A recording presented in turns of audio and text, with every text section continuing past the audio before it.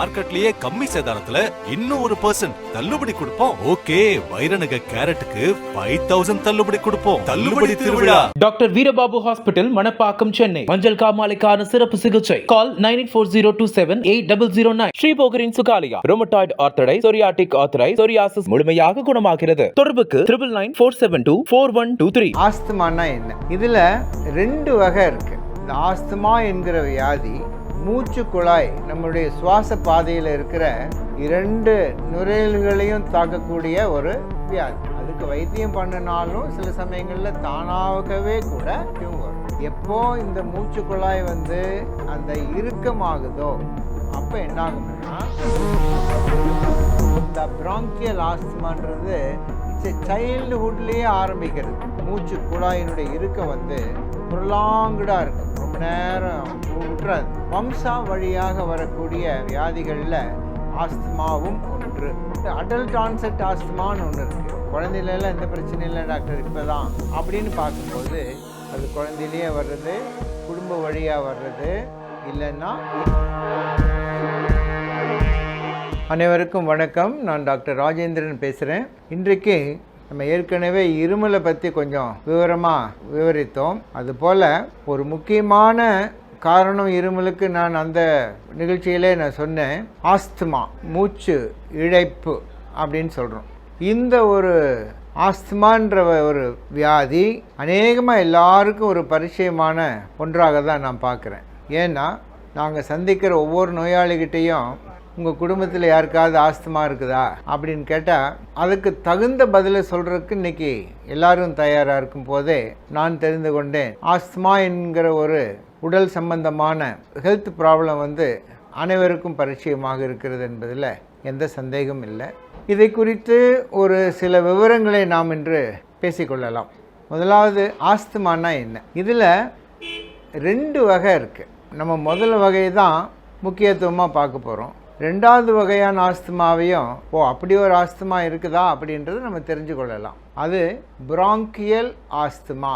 அப்படின்னா இந்த ஆஸ்துமா என்கிற வியாதி மூச்சு குழாய், நம்முடைய சுவாச பாதையில் இருக்கிற மூச்சு குழாய் இறுக்கமாகிற நிலைமை. Spasm, diffuse reversible Franco spasm அப்படின்னு இதை நம்ம சொல்லலாம். டிஃப்யூஸ்னா 2 நுரையீரல்களையும் தாக்கக்கூடிய ஒரு கட்டம். அதில் நுரையீரலில் நம்ம சுவாச பகுதியை, மண்டலத்தை நம்ம சில வகையாக நம்ம பிரிக்கலாம். ஒன்றாவது மேல் சுவாச பகுதி, கீழ் சுவாச பகுதி, upper airway disease, lower airway disease அப்படின்னு சொல்கிறோம். அது ஒன்று. 2வதாக நம்ம பிரிக்கும்போது இந்த லோயர் ஏர்வே டிசீஸை அது எதுலேருந்து ஆரம்பிக்கும்னு சொன்னால் நம்ம நெஞ்சு கூட்டிலேருந்து ஆரம்பிக்கும். அதாவது செஸ்ட் வால் ப்ராப்ளம்.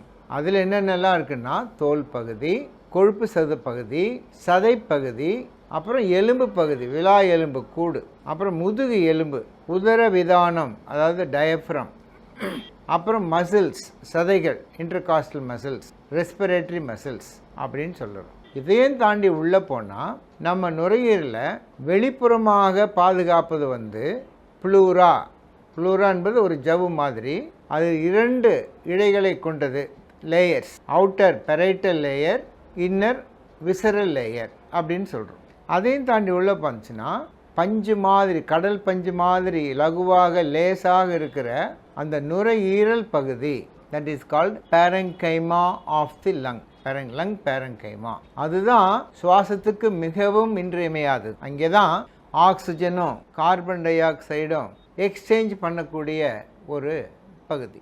அதற்கு காற்றை கொண்டு போகிறது மூச்சு குழாய், சுவாச குழாய், ஏர்வே, பிராங்கியல் ஏர்வே அப்படி நம்ம சின்ன சின்ன அங்கமாக அதை நம்ம பிரிச்சுக்கலாம். இப்போ நாம் பேசிக்கொண்டிருக்கிற இந்த பிராங்கியல் ஆஸ்துமா என்பது வெகுவாக மூச்சு குழாயை பாதிக்கக்கூடிய ஒரு வியாதி. டிஃப்யூஸ் ரிவர்சபிள் அப்படின்னா அதுக்கு வைத்தியம் பண்ணினாலும் சில சமயங்களில் தானாகவே கூட அந்த ஆஸ்துமேட்டிக் அட்டாக் அப்படின்னு சொல்கிறோம் இல்லையா, அது நார்மலாகக்கூடிய ஒரு இஷ்யூவும் வரும். Involving small Airways. ரொம்ப, அதாவது எங்கெல்லாம் இந்த மஸ்குலர் போர்ஷன் ப்ரொபோர்ஷன் அதிகமாக இருக்கும். ஸோ அந்த மூச்சு குழாயில் பார்த்தீங்கன்னா இந்த சிக்கனமான அந்த கார்டிலேஜ் அப்படின்ற ஒரு பகுதி இருக்கும், ஃபைப்ரோ மஸ்குலர் பார்ட் இருக்கும். இந்த ஃபைப்ரோ மஸ்குலர் பார்ட் உள்ள ஏர்வே தான் அந்த பெரிய ஏர்வே ட்ரக்கியாலேருந்து கீழே இறங்க இறங்க இறுக்கமான எலும்பு போன்ற ஒரு பகுதியை குறைச்சிக்கிட்டே இந்த மஸ்குலர் ஃபைப்ரஸ் லேயர் டிஷ்யூம் அதிகமாக இருக்கிற இடம் வந்து லோயர் ஏர்வே. இன்னும் கீழே போக போக பிராங்கை, மேஜர் பிராங்கை, மைனர் பிராங்கை, பிராங்கியோல்ஸ் அப்படி போகும். ஸோ இதெல்லாம் வந்து ஈஸியாக சுருங்கி விரியக்கூடிய ஒரு ஸ்ட்ரக்சர். இதையும் தாண்டி போனீங்கன்னா அந்த பேரங்கைமா வருது. பேரங்கைமாவும் பிராங்கியல் ட்ரீயும் போகிற இடம் வந்து இன்டர்ஸ்டீஷியல் கம்பார்ட்மெண்ட் அப்படின்னு சொல்கிறோம். இப்படி நுரையீரலில் வந்து சின்ன சின்ன பார்ட்டாக பிரிக்கிறதுனால இது யாருக்கு உபயோகமாக இருக்குதோ இல்லையோ நோயாளிக்கும் உபயோகமாக இருக்கும், நோயாளியை வைத்தியம் பண்ணுகிற மருத்துவருக்கு அது மிகவும் உபயோகமாக இருக்கும். ஏன்னா நோயாளியும் வந்து சரியான முறையில் மருத்துவரை கைட் பண்ணுவார், கொஞ்சம் க்ளூ கொடுப்பார். இந்த பிராங்கியல் ஆஸ்துமா அப்படின்ற ஒரு நோய், இதனுடைய முக்கியமான அறிகுறி என்னன்னு கேட்டிங்கன்னா, மூச்சு காற்று அட்மாஸ்பியர்லேருந்து மூச்சு குழாய் வழியாக அந்த காற்று உள்ளே இழுக்கும்போது சாதாரணமாக எந்த விதமான தடையும் இல்லாமல் நாசி வழியாக உள்ளே போய் தொண்டை வழியாக வந்து அந்த குரல் வளை வழியாக போய் அந்த ட்ரக்கியாங்கிற மெயின் பைப்பில் வழியாக போய் அப்புறம் அது சின்ன சின்னதாக பிரான்ச் ஆகி போகக்கூடியது. வழக்கமாக இந்த காற்று உள்ளே போய் வெளியில் வரக்கூடிய அந்த மூமெண்ட்டில் எந்த விதமான தடையும் இருக்காது. ஸோ எந்த ஒரு மூமெண்ட்டும் தடையில்லாமல் போகுதோ அந்த இடத்துல எந்த விதமான ஆர்ப்பாட்டமும் இருக்காது. அவங்க பாட்டுக்கு அமைதியாக போயிட்டு வந்துட்டு இருப்பாங்க. மூச்சு விட்ட பார்த்தீங்கன்னா பெருசாக ஒன்றும் அதுக்குள்ள சத்தமெல்லாம் வராது. ஆனால் எப்போ இந்த மூச்சு குழாய் வந்து அந்த இறுக்கமாகுதோ அப்போ என்னாகும்னா இந்த வெளியிலேருந்து உள்ளே போகிற அந்த மூச்சு போக்குவரத்து, அந்த காற்று கொஞ்சம் கஷ்டத்தோடு உள்ளே போகும், கஷ்டத்தோடு வெளியில் வரும். முக்கியமாக உள்ளே போகிறதுக்கு ஏன்னா அது ஆக்டிவ் ப்ராசஸ், அப்படி எடுக்கிறது நம்ம முயற்சி பண்ணி விடுறோம். ஆனால் உள்ளே இழுத்துட்டோம்னா அது அப்படியே அந்த எலாஸ்டிக் ரீகாயிலிங் ஆகிடுது. உடனே அப்படி ஒரு ரப்பர் பேண்டையை நம்ம இப்படி இழுத்தோம்னா விட்டுட்டோம்னா தானாகவே குறையுது, நார்மலுக்கு வந்துடுது. அதுக்கு பேர் தான் அந்த எலாஸ்டிசிட்டி, அந்த இழுக்கிற தன்மை திரும்பி நார்மலுக்கு வர்றது. அந்த மாதிரியே தான் இந்த மூச்சு குழாயும் சுருங்கி விரிய தன்மை உள்ளது. இதில் அந்த காற்று உள்ளே போகும்போது சத்தம் இல்லாமல் போகும், சத்தம் இல்லாமல் வரும். ஏன்னா அதுக்குள்ளே போய் வர்றது எந்த வித தடையும் இல்லாமல் வெறும் காற்று மட்டும்தான் உள்ளே போய் வெளியில் வரும்போது வழக்கமாக எந்த விதமான சப்தமும் ஆர்ப்பாட்டமும் இல்லாமல் போய் வரும். ஆனால் ஏதோ ஒரு காரணத்தினால இந்த பிராங்கியல் ட்ரீ அப்படின்னு சொல்கிறோம், அந்த மூச்சு குழாய் மூச்சு பாதை, அதுக்கு ஒரு ரெசிஸ்டன்ஸ் எதிர்ப்பு சக்தி விளைவு வரும்போது அது காற்றை உள்ளே அனுப்புறதுலேயும் கஷ்டம் இருக்கும், வெளியில் அனுப்புறதுலேயும் கஷ்டம் இருக்கும். ஸோ இதுக்கு பேர் தான் மூச்சு திணறல், மூச்சு வாங்கும். அந்த மூச்சு வாங்கும்போது அந்த நோயாளி எனக்கு இது மாதிரி குயின்னு சத்தம் வருது டாக்டர், அந்த மாதிரி சத்தம் வரும்.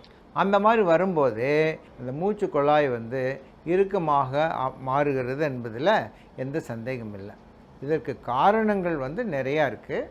சில பேர்த்துக்கு மோஸ்ட்லி இந்த பிராங்கியல் ஆஸ்துமான்றது இட்ஸ் எ சைல்டுஹுட்லேயே ஆரம்பிக்கிறது, குழந்தை பருவத்திலேயே ஆரம்பிக்கும். பெருசாக ஒன்றும் நிறைய பெர்சன்டேஜாவது குழந்தைங்க பார்த்தீங்கன்னா ஆஸ்துமா அந்த மாதிரி மூச்சு திணறல் வரும் டாக்டர், கொஞ்ச நேரம் ரெஸ்ட் எடுத்தால் சரியாயிடும், மலையில் போய் ஆடிட்டு வந்தான்னா, மலையில் நனைஞ்சிட்டு வந்தான்னா, தலை கூத்துன பிறகு சரியாக துடைக்கலைன்னா, இல்லை ஐஸ்கிரீம் சாப்பிட்டான்னா அந்த மாதிரி சமயத்தில் வரும். பனியில் வெளியில் போய் விளையாடிட்டு வந்தான்னா அந்த மாதிரி வந்துடும்.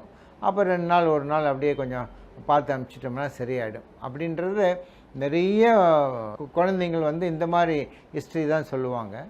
சில பேர் என்ன ஆகும்னா மூச்சு குழாயினுடைய இறுக்கம் வந்து ப்ரொலாங்கடாக இருக்கும், ரொம்ப நேரம் விட்டுறாது, இறுக்கி பிடிச்சிக்கும். அப்படி அந்த குழாய் வந்து ரொம்ப இறுக்கமாகும்போது தான் குழந்தை வந்து ரொம்ப கஷ்டப்பட்டு ஸ்டேட்டஸ் ஆஸ்துமேட்டிக்கஸ், அப்படியே தொடர்ச்சியான அந்த மூச்சு குழாய் இறுக்கம், அந்த நிலைமைக்கு வரும்போது தான் அதை கொஞ்சம் ஒரு ஆபத்தாக நாங்கள் கருதி அதுக்குள்ளே ட்ரீட்மெண்ட் கொடுக்குறோம். ஸோ குழந்தையிலேயே வரும். இன்னும் கூட ஆழமாக போய் நம்ம ஹிஸ்ட்ரி கேட்டோம்னா, இவங்க வீட்டில் ஏற்கனவே இவங்க அப்பாவுக்கு இருந்திருக்கு, இல்லை அவங்க அம்மாவுக்கு இருந்திருக்கு, இல்லை அவங்க மாமிக்கு இருந்திருக்கு, பாட்டிக்கு இருந்திருக்கு அப்படின்னு சொல்லி வம்சா வழியாக வரக்கூடிய வியாதிகளில் ஆஸ்துமாவும் ஒன்று.